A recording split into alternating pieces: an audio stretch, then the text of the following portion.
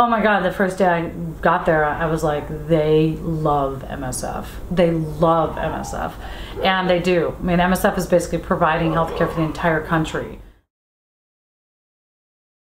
They would always say, I mean, you have helped our community so much. The hospital, MSF's only been at the hospital for like 2 years, 3 years, but the difference that you've made in our community is huge. And in fact, you've saved the lives of several of my children. I would walk from the house to the office every day. So I was walking through part of the town. It was a town of 50,000 people, but it's all little mud huts, basically. So it feels like you're walking through a village, and people are cooking over an open fire, and kids are always running up to you and wanting to greet you, you know. So in that sense, I was interacting with the community when I would kind of walk through town. The way that we lived was, you know, high security with security guards behind big, you know, gates, barbed wire and stuff.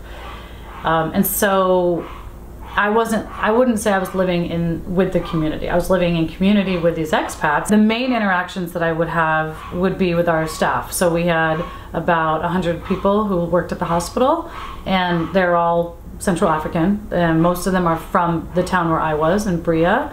So my exposure to their culture was mainly through interacting with my colleagues.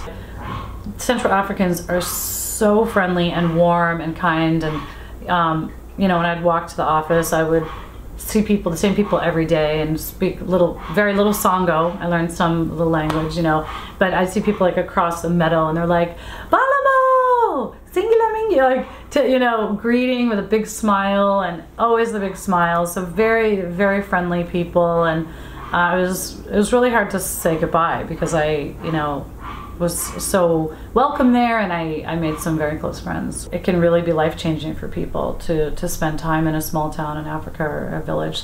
So for me, I feel like every American should go to Africa and spend a good amount of time in a small town or village to get out of this world, to just go, wow, okay, I am, you know, I feel like I want this and this and this in my life, and this is giving me new perspective on being grateful for what I already have, and not always like looking to accumulate more stuff. That's such a big part of our culture, right?